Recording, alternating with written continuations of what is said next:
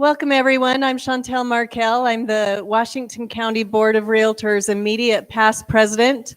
D. Amick, it's his birthday today, so for some reason he thought that he could go on a vacation for his birthday. So he is your current president this year, and we wish him a happy birthday.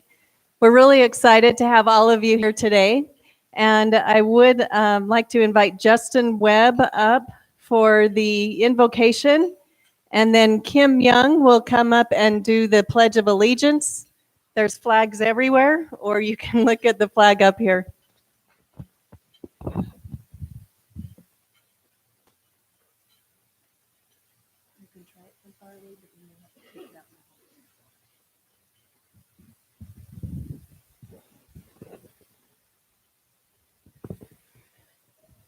Our dear Heavenly Father, we thank Thee for this day and for the opportunity that we have to be able to come together as professionals and be able to be together and also to learn together as well. We're thankful that this was able to be set up, and we're thankful for the rain that we've been able to receive, and we pray that we'll be able to receive more moisture.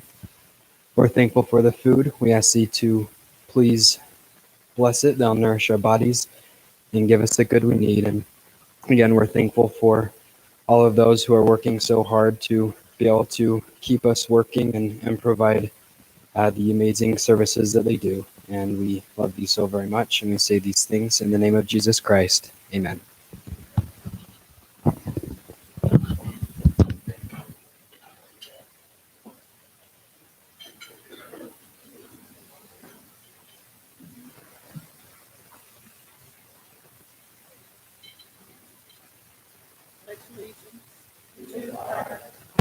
United States of America, and to the republic for which it stands, one nation, under God, indivisible, with liberty and justice for all.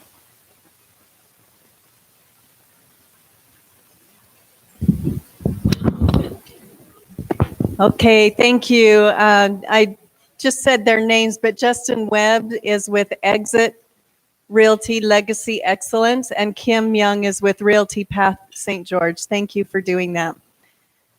We have a whole list of new realtor members to our board.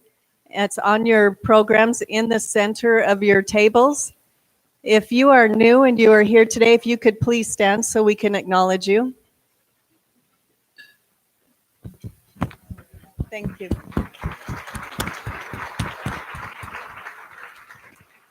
Welcome. We're excited to have you here, and welcome to the Realtor family. Okay, let's see. Cami, is there someone that will be holding up a sign? Where's Cami? A timing sign. Is there a timer today? He'll do it on his own? Were you going to trust him? Okay, all right. Okay, then we are going to go ahead and jump in because this is a very popular topic, and I know you'll have lots of questions. So we'll just go ahead and jump in. This is Nathan Moses, and I have a brief bio for him.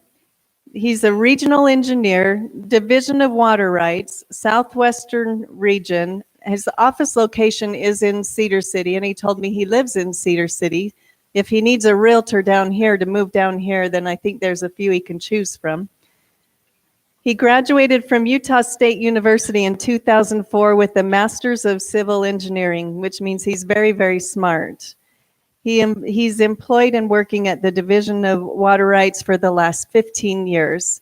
He'll introduce himself a little bit further, but we'd like to welcome him now. You might have to hold it. You can try and put it in.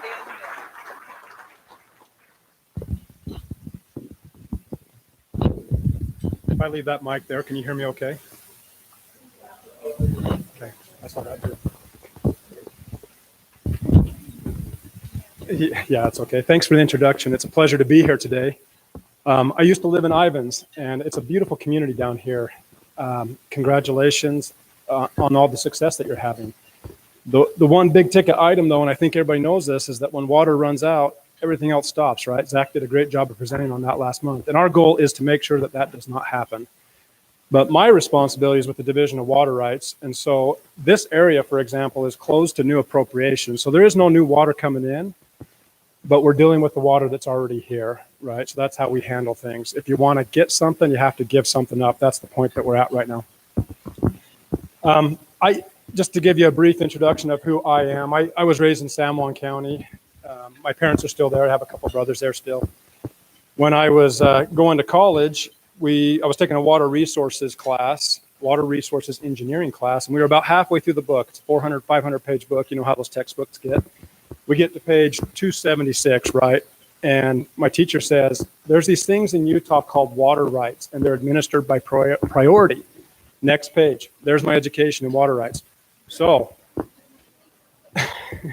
most of you here are more qualified for my position than I was when I took it. And it's been a good job, but there's a lot of hanging issues on water rights, and I'm excited to share some things with you today about that. I will try to go quickly because the amount of material that I need to cover in about 40 minutes probably would normally take about a full day of training. The good news here is that we have some recorded trainings where if you want more in-depth information, you can go and get those, and I'll share those links with you when we get there. This is how our division is organized. The state engineer's at the head. She reports to the director of natural resources, who reports to the governor. On the left, you see the deputy state engineer. He is coined as my supervisor. He mostly there is just to support me in my role. And I'm in charge of the regional office here. And I'll share with you the extent of the regional office in a minute. We don't just do, the application side of things. We have field services, so that gets into well drilling, distribution, and enforcement. Technical services, it's what keeps us all going. They do some studies for us when we need them. Applications and records, and this is where you'll be dealing most of the time is, you want to change something about a water right. This is the part of the division where you would take that through. Front desk and public inquiry. Our office acts as an office of public inquiry as well. I'm sure that many of you have called in, and I meant to ask, just by show of hands, I'd like to poll the room. How many of you have actually dealt with a water right transaction? Okay, so we're about half. How many of you have had the chance to sue the state engineer? Oh, darn, I thought I'd be able to recuse myself and not have to do this presentation.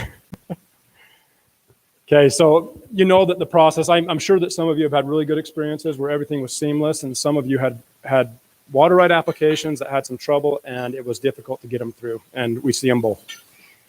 Aside from that, we do the dam safety efforts. That is mainly supervised in Salt Lake, and they assign dams for us to go out and inspect. If a dam is failing, which they have down in this region, you've seen a couple down here, we are on that site. And then adjudication services, and we'll talk about that later. Just a little history on the division. And I'm going to skip a lot of information on these slides, so forgive me for that, but I want to get to your questions because I'm sure you have some.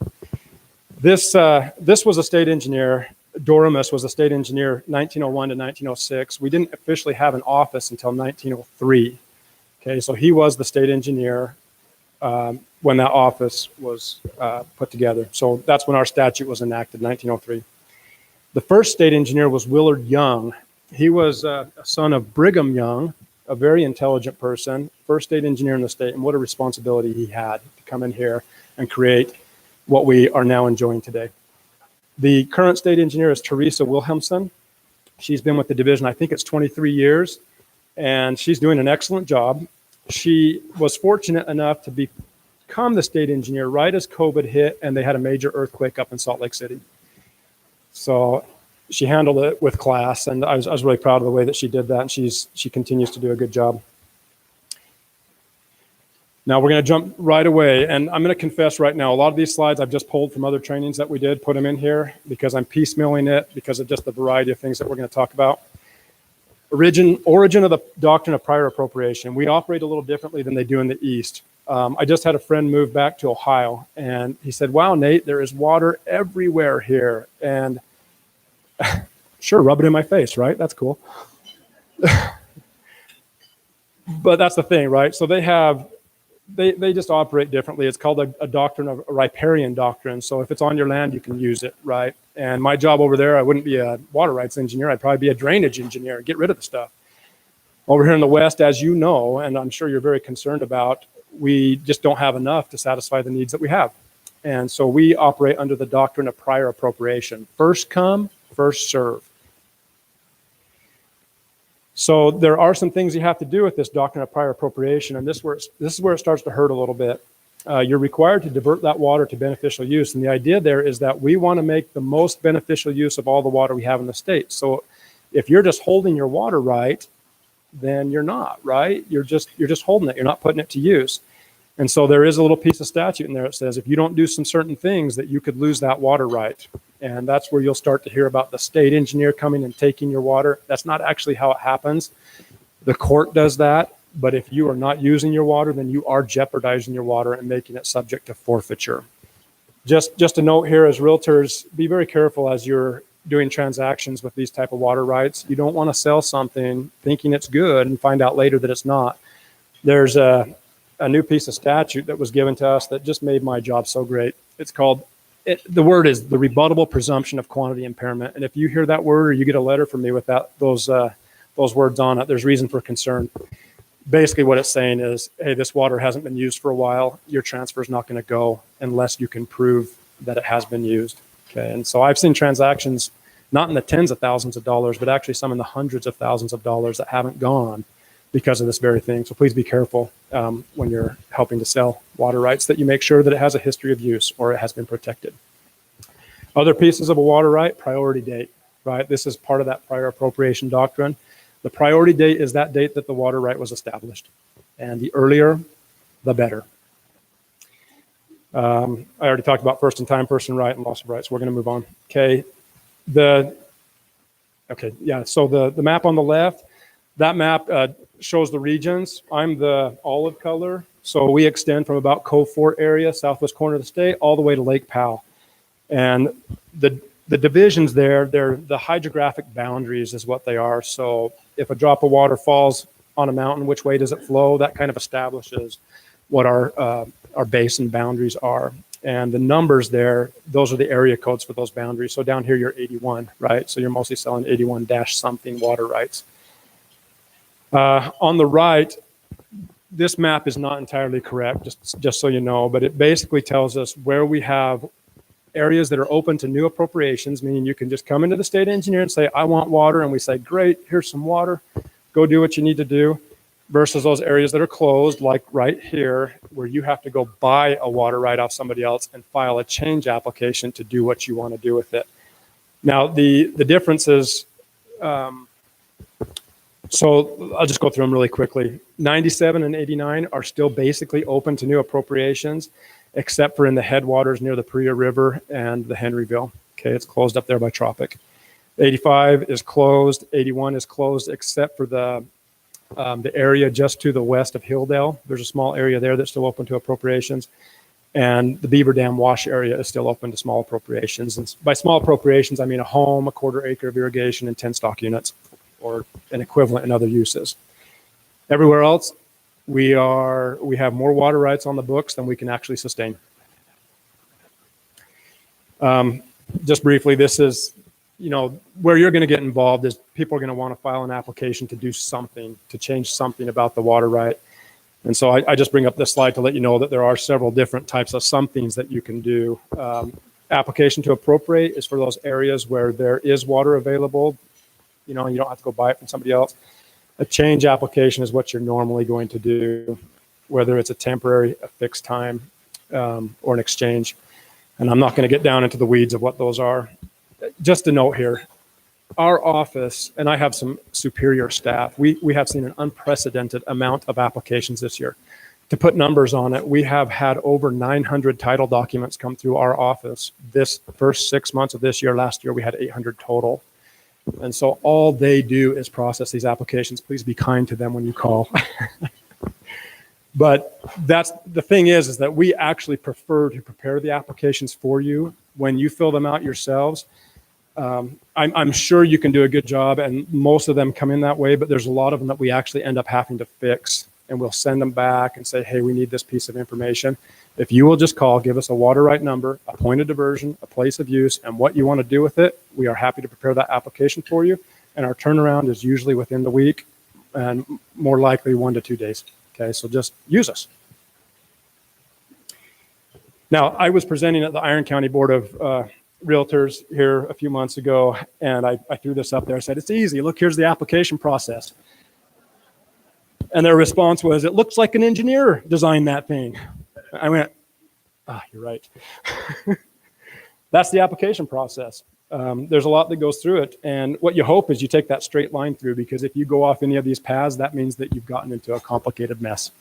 But this document is available on our website if you want to go through it. We are happy to help you understand the process.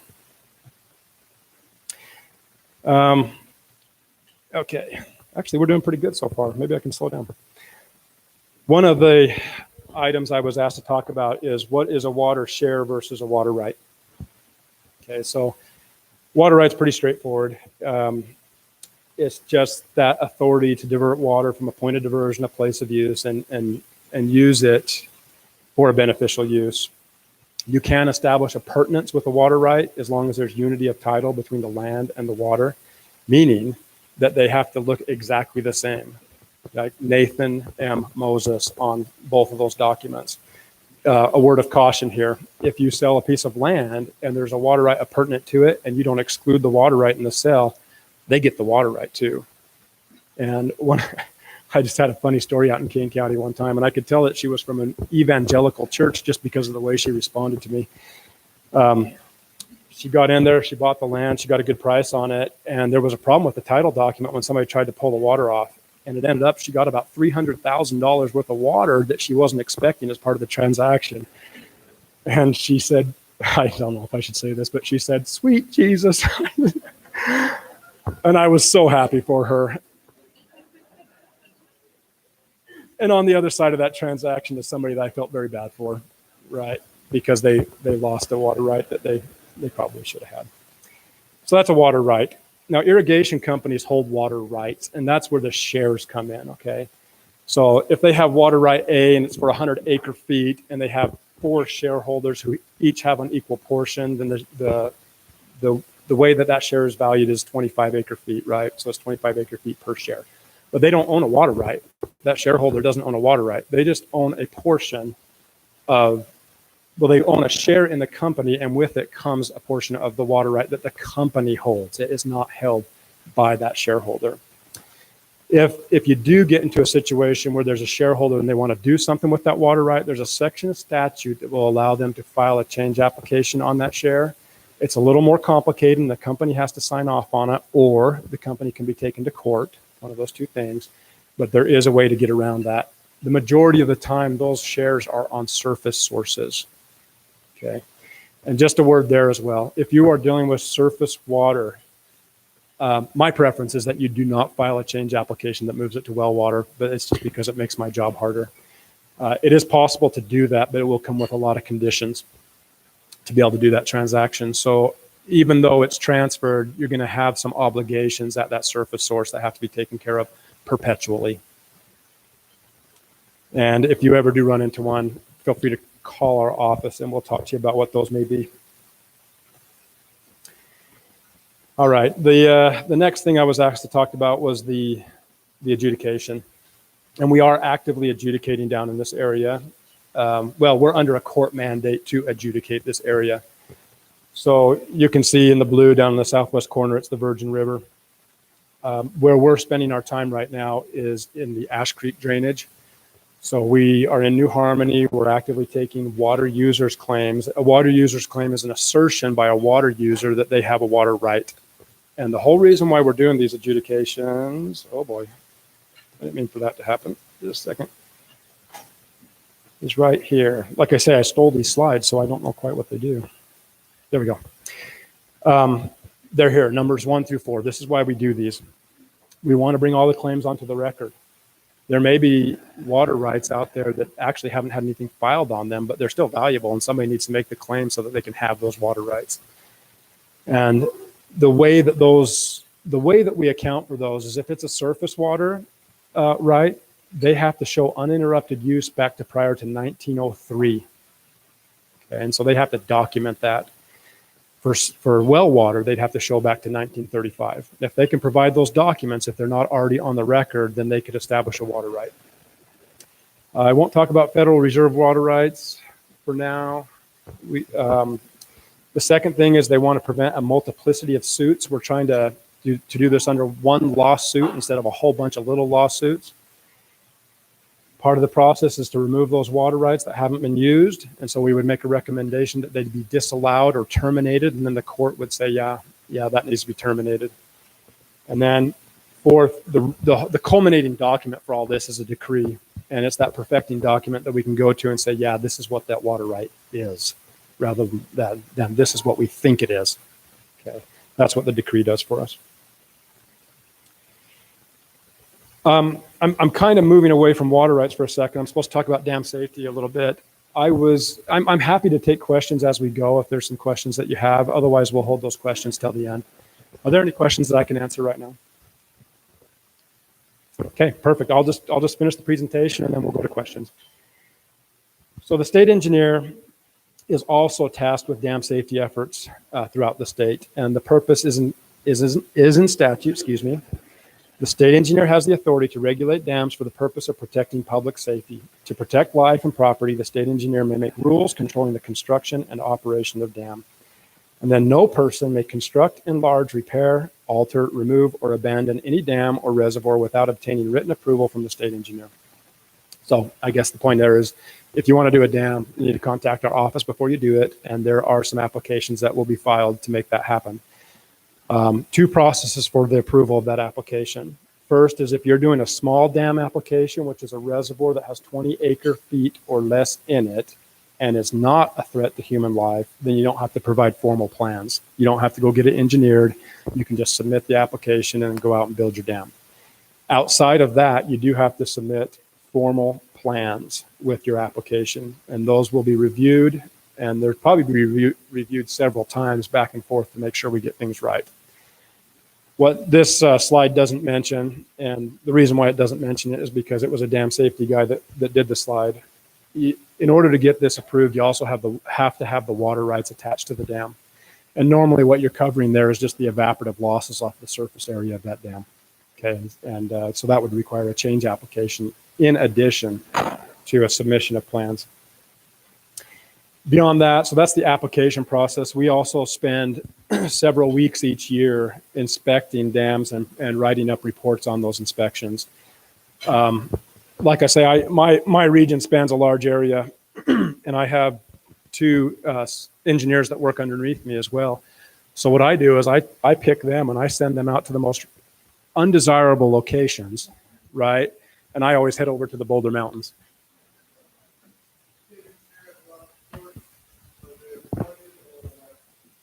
The state engineer is appointed. The governor. Thank you. Yeah, so in fact, I have a trip planned for the Boulder Mountains here the end of next month. So that's where I'll be. And then after we do those inspections, we always send out a report that details the things that we recommend that they do. Most of the time, we don't require them to do anything unless it's going to cause significant property damage or a threat to human life. But there are a lot of recommendations that we make so that we can prevent the dam from deteriorating to that level. Okay, maintenance is always easier than repair. Okay, I'm going to skip that one. The other item that we take care of is the stream alteration permits. So this is generally done by the feds, but there's an agreement between us and them that says that if they're not navigable waters, then we can go ahead and process those applications. So if you want to alter the stream, if you want to alter a stream bank, say you're doing a subdivision or whatever, you'll have to file a stream alteration permit before you go in and do that work. And there's the fees, and the processing time is about 30 days. That's an example of the application. This morning I just put a list together, and this is not comprehensive. It was just the things I was able to think of this morning of things I would watch out for if I were dealing with water rights from your side. And the first is that non-use of water and the rebuttable presumption of quantity impairment. Now, we haven't had to face that too much down here in Washington County, but my gosh, it is alive and on fire in Cedar Valley. So if you're selling water rights in Iron County, just be so cautious. I'm right now, I'm aware of water rights that are on the MLS that have non-use issues attached with them, attached to them. And those should definitely be disclosed to the buyer. Yeah, because remember that a share represents a portion of a right. So I think that it could be brought up there as well, because ultimately you're filing a change on a water right.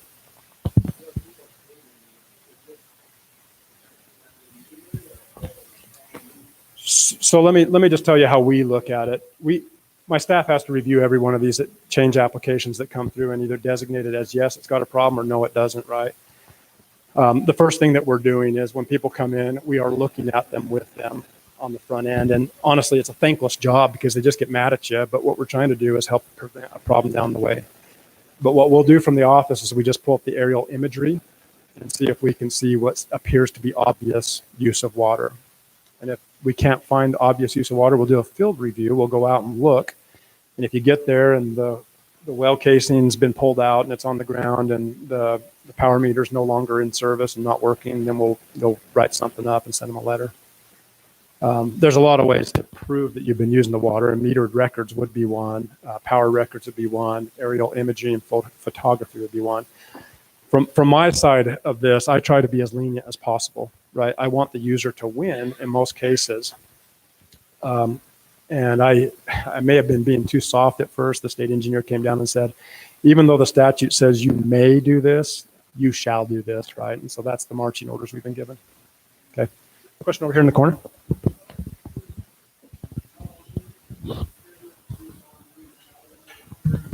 Thanks for asking that. It's a 7-year period.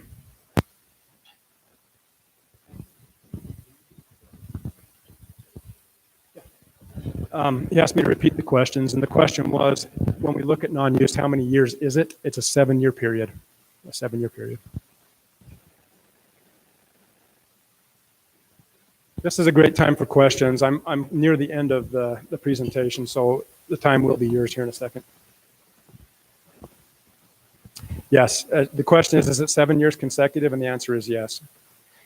Right, and if you really dig down in the statute, it could be construed that it's a 7-year period within the last 15 years.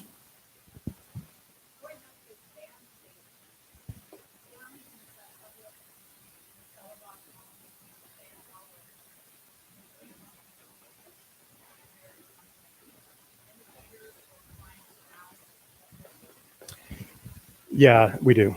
So, and thanks for bringing that up because it allows me to talk about something else as well. So we have high, medium, and low hazard dams. And that's the ultimate rating. If they want to look at it any further than that, then they have to go into our documents and just see what's going on, right? Low hazard dams, we inspect once every 5 years. Medium hazard dams, it's 2 years. And high hazards dam, we inspect on an annual basis. So we inspect Sand Hollow and Quail every year, right? Those get reports every year. Thanks for asking that.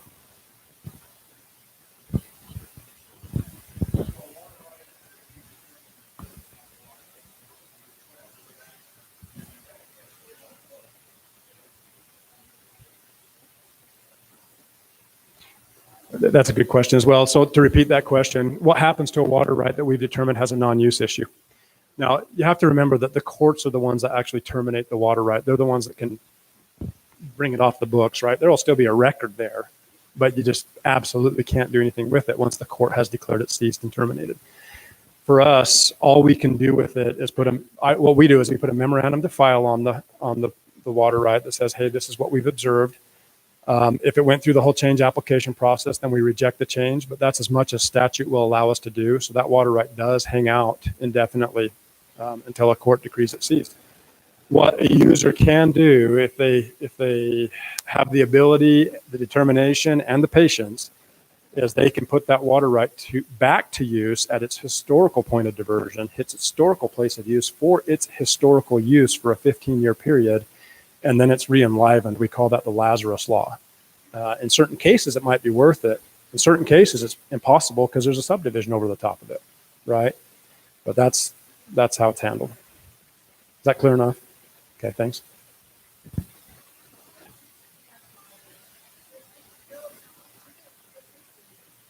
That's a high hazard dam.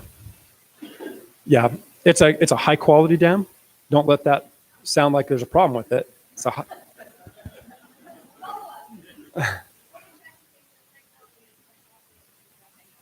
what makes it a high quality and what makes it a high hazard?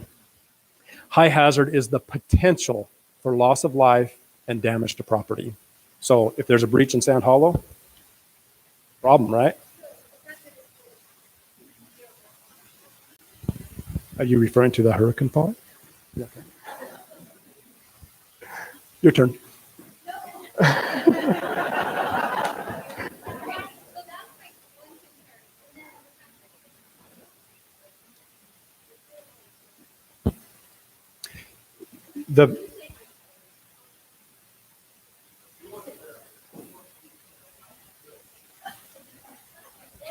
Now, let me reinstate our role as state engineer. So she's asking about the quality of the dam and why it's a high hazard, right? The reason why I believe it's a high quality dam is because of our inspections that we do annually, and it's very carefully reviewed up in Salt Lake, right? And there's professional engineers that are involved in the design of that dam. So far so good, right? There are some certain things with Sand Hollow that are interesting, but it's the surrounding issues, like it's built on a sand mountain, right? And so it doesn't hold water real well, but that's by design. So I'm just reporting what I know. Keep in mind, I didn't design this thing. But the reason why it's high hazard, again, is because of the loss of life. The potential loss of life and the potential loss of property. And that's why we inspect it annually, is to make sure that if we see something, it can be resolved before it becomes loss of life and loss of property. It's an earthen dam. Yeah, and that's normal design. Yeah, concrete doesn't necessarily make it better. I think there may be a cutoff trench underneath it, but I'm not sure. To really answer your questions, we'd have to look at the specifications on that dam. So it's all online if you want it.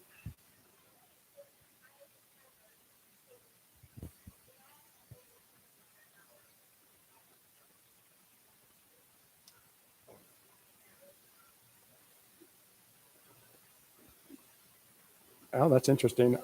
That's outside the scope of what I. Okay, so the question was, how would we know if it needs flood insurance, right? Or,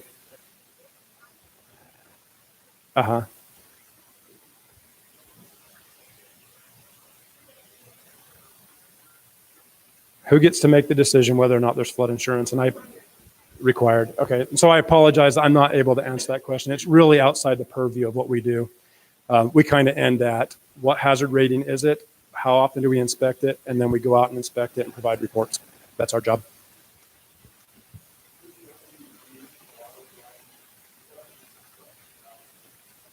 What drought? Oh, just kidding.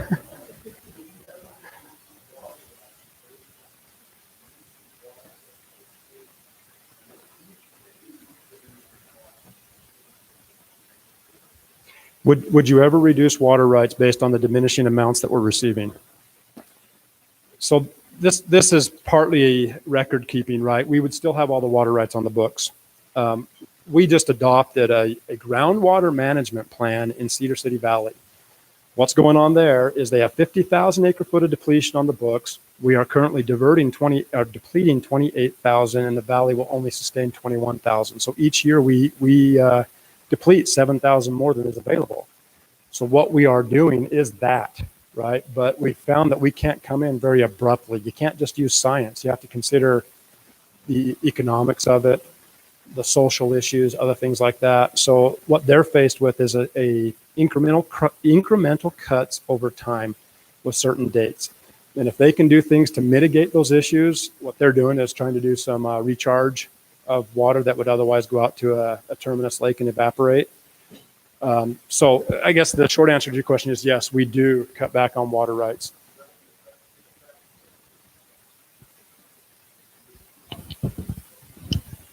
Yeah, certainly. And that's why people that support these things are going out and pursuing other projects like the Lake Powell pipeline, right, to import water in because they know that there's not enough water in the Virgin River Basin to support what could ultimately be required based on the growth that you're seeing. Yeah, it happens naturally on a surface system, right? We only have so much coming down the river. You have a whole portfolio of water rights that want to be satisfied, but those late priority water rights don't get satisfied on a regular basis just because there's not enough there. It's a little trickier when it's underground water because you can just deepen your straw and pump from a lower level.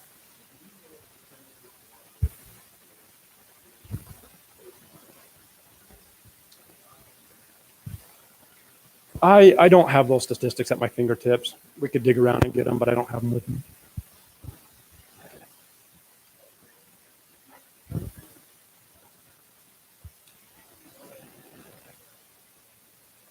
Okay, so we hired the U.S. Okay, how do you measure depletion underground? How do you know what's going on under there? What we do is we monitor wells. If you go on our website, there's some applications where you can go in and just hover your mouse over some points and it will tell you what the trends in those wells have been doing. So they'll do some studies based on that, and then we'll use that information in our decision-making process. And ultimately, our goal is to have those trends stop doing this and just flatten out like this, and that's what we're looking for. And that's how we'll know when the depletions are equal to the amount of water that comes in. That will be our marker.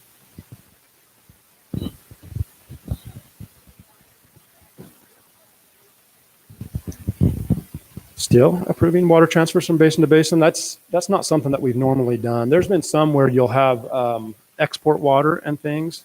I guess, you know what? We do that, don't we? Lake Powell Pipeline is an example of that, right? Which, by the way, I was asked to talk about the Lake Powell Pipeline, and because we're part of the decision-making process there, I really can't say anything about it. So I'm sorry.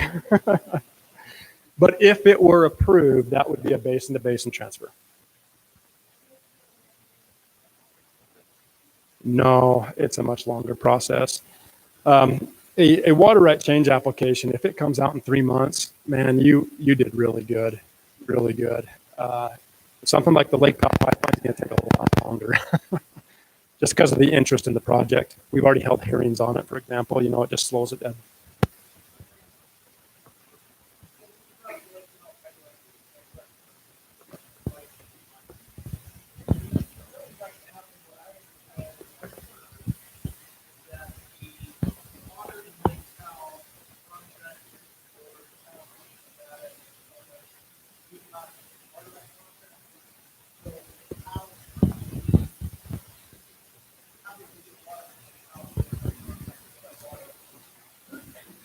How do we get the contract? How do we get water from Lake Powell if there's not a contract to take it from Lake Powell? Okay, so the water right resides up in Flaming Gorge. And the change application that we're looking at right now is a transfer from Flaming Gorge down to Glen Canyon Dam. So they're moving the water right on paper, right? That's the whole idea. And then they would transport it from Glen Canyon Dam over to Washington County. Yep, so it is a change application process that they're going through. And the water that they're dealing with, the applicant, who is the Water Resources, our sister agency, they are filing on water that they believe we aren't using, that we have a right to under the Colorado River Compact that was written up in 1922. Okay, so that's the thrust there.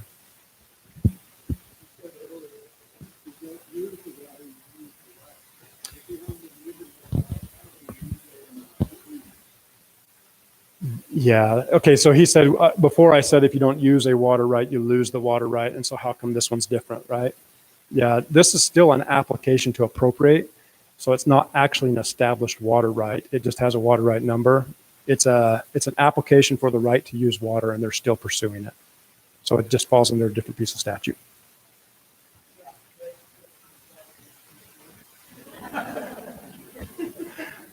Do you have to pay the $250 change fee too? I think that was a question directly from my wallet, and no, I do not.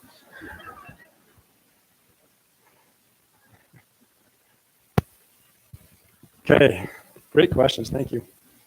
So I think we've covered non-use of water and the rebuttable presumption of quantity impairment. Well, maybe not. If we bring it up, what you can do is you can assert that that water right has been used, right? And the former state engineer, Kent Jones, determined that even if a water right isn't used where it was legally supposed to be used, you could still be protecting that water right through some illegal use. And we have to be able to tie that issue together, right? There has to be reason to believe that it was the same water right. An example in Cedar City is we had a change application that lapsed in the 1970s. They had began using the water right down where the change application was approved to use the water right, and it was obvious that it had continued to be used there. And then they came in and filed another change application. They said, oh, we've been using it over here. We just neglected to extend our change application. And it was easy to draw that conclusion. And so they were able to get around the process. So just because you received the letter, don't give up. There may be a way around it, but it's pretty thin. Yes, please.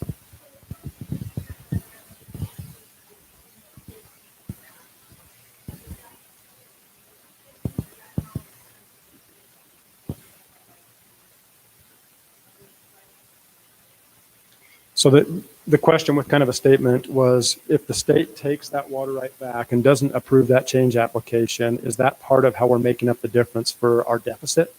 Yeah. I have to be careful with terms here. The state engineer doesn't really take the water right back, right? It stays in the name of the person that owns the water right. They just have an encumbered water right. And so they can put it back to use of that historical place of use and still have impact on the basin. But if they don't, then yeah, it helps with that plan.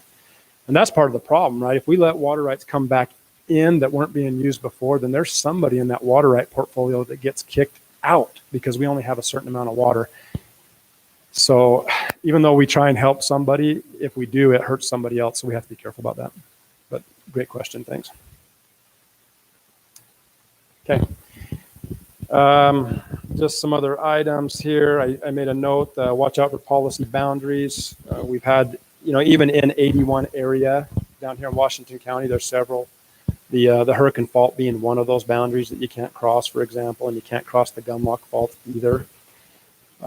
It's pretty complex geology here. What makes it so beautiful to live here actually makes it hard to administer water rights, just because all those geological features, they could separate hydrologic connections and make it difficult to say that it's the same water here or there. So we have to be careful about that. Talked a little bit about diversion and depletion. I'll just expand there a little bit. Let's say that you have an acre of irrigation that requires 6 acre-feet of water. That's the duty, right? For every acre that you irrigate in Washington County, you need 6 acre-feet of water to do it. If you transferred that to, say, a commercial use that was 100% consumptive, then you could divert probably more on the order of 4 acre-feet versus 6 acre-feet to make sure that we don't enlarge the depletion of that water right. If you go to that commercial use and none of the water is making it back into the ground, then you've cost the system a little bit more water. And so we have to respect both diversion and depletion when we do the transfers. I mentioned contingency purchases here. This is an option that you can pursue if you want. If you have, I've seen a lot of people do that. In fact, our Conservancy district does this up in Cedar Valley. They will not purchase a water right until a change application is approved, moving it into their system, so they can avoid an issue in the future. So that is something that you could do if it's appropriate. We talked about priority of water rights. This is important. Cedar Valley, for example, if you don't get pre-1934 water rights, then you may be buying a water right that will be curtailed at some point. Surface to underground transfers. If you're going to do something like that, I was mentioning that there's some perpetual requirements that will be conditioned in your order. They're a pain. I wouldn't recommend it. In some cases, it makes sense. The thing there is you can't enlarge a water right by a transfer either, so you have to provide data that shows how much water was historically available to that water right. So if you buy a water right on the Virgin River, we've done priority calls 4 out of 5 years, so you'd probably get 20% of what that water right says. Does that make sense? Right? If you're going to go to a well, to a more shore source. And then we talked about timeliness of applications, and that's where I remind you that we have this chart right here, so things can take a while. Any questions before I move to this next slide? Okay. I thought I would take us to our website for a second. How many of you have been on the website and used it? Probably about a third of you. What's your opinion of the website? It's pretty good. Yeah.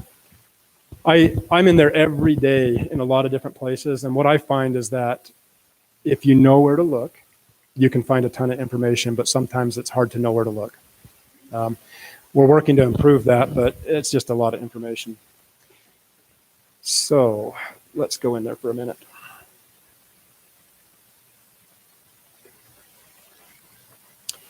All right. So when you go into the website, the first thing you're presented with on our home screen is a search button right here, and that is normally where you will start. There's two ways to search. One is by, well, there's many ways to search. There's two ways that you'll likely search. One is by a water right number, and so you can just go and put one in. Let's just try this one right here. It will take you to the water right details page, and there's a lot of information on here. We don't have time to go through it all, but one of the places I normally click in first is I view map, and then this is the visual representation of what that water right is, and it will zoom in on a Google type map.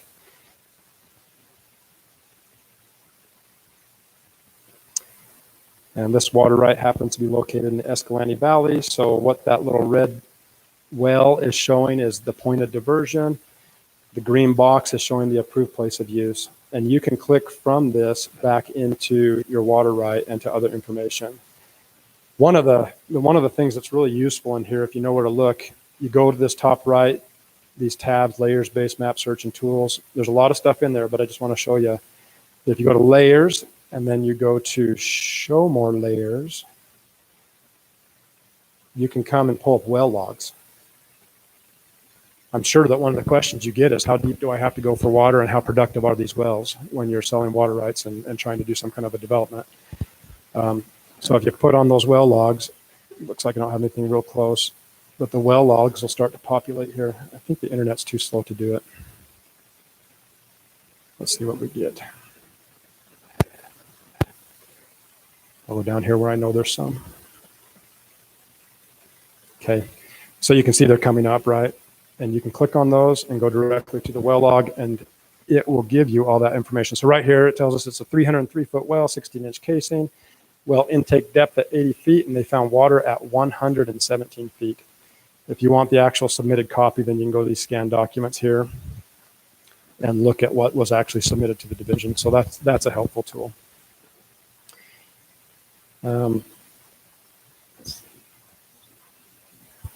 Go ahead.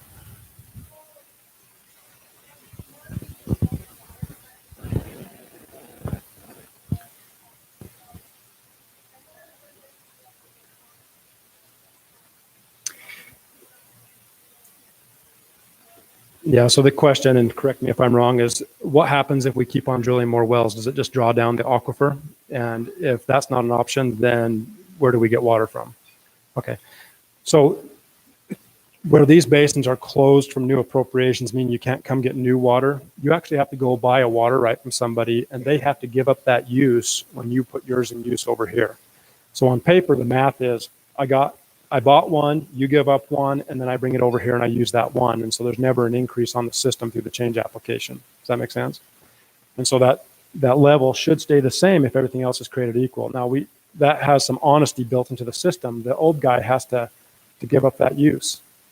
And we have an enforcement program if he doesn't, where somebody can turn him in and we can go out and inspect that and issue fines, right? The second part of that question was, what if there's not enough water? And we have that very situation in most of our basins here. So some of the solutions are import water. For Iron County, that's the West Desert filings. They've gone out in Pine and Wawa Valley, and they sued us to get this. But their plan is to bring in water from that side, where the Lake Powell pipeline would come in and service the Washington County area to make up for that water that's not available here. Does that help?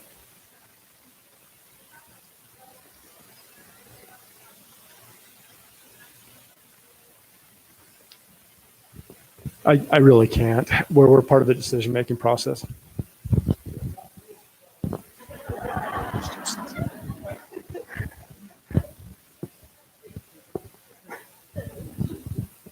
Come talk to me afterwards.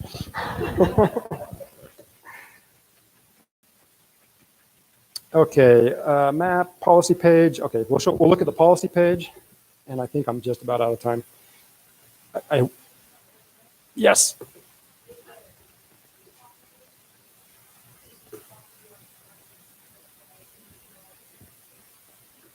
It's a little bit complicated. What you can do is you can pull up parcels. That's another layer here. So I just clicked it on, right? So we see some parcels right here. You would have to see that a place of use on that parcel. Our places of use are only by 40-acre tracts. So you'd have to drill down into the water right to really understand where that water right is attached to. So it requires a little homework. It's not just a gimme. You have to get in there and do some homework to get to it. I've got 1 minute, and I want to show you something that is useful. If you will go to the homepage, go to Programs, Water Rights, and Notices. There's an email service here, and I don't even have time to really go in it and show you. You create a username and a password, and you can go and put a point on a map. You could name a water right. You could go in and draw a circle, and what it does is anytime that anything happens on water rights in that area or on that water right or in that point, it will send you an email that says, hey, something happened on the water right. It's in the scanned documents. Go and look at it. If you want to get your email flooded very quickly, draw a big circle, and you will never have time to breathe. It's 12:55. Okay, thank you.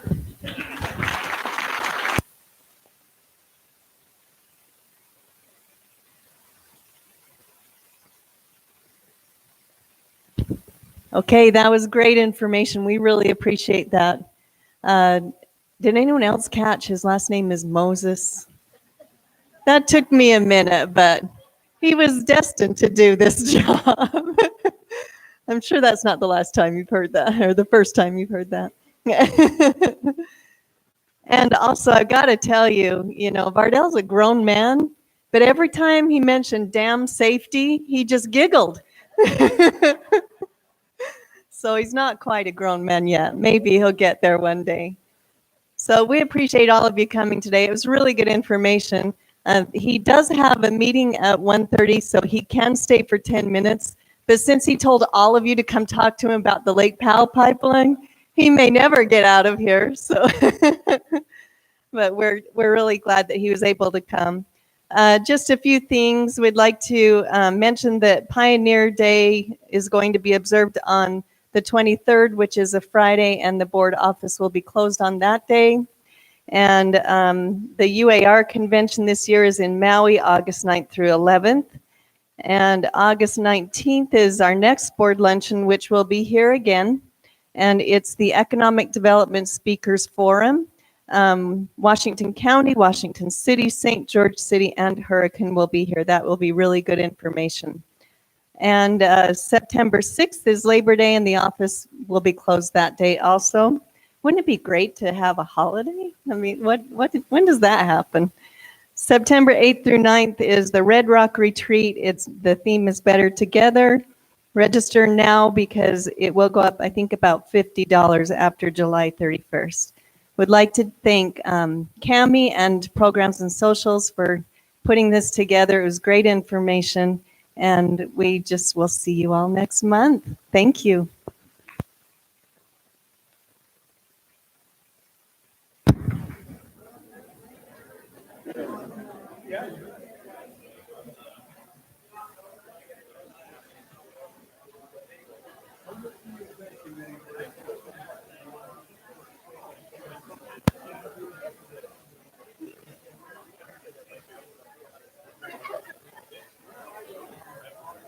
Huh?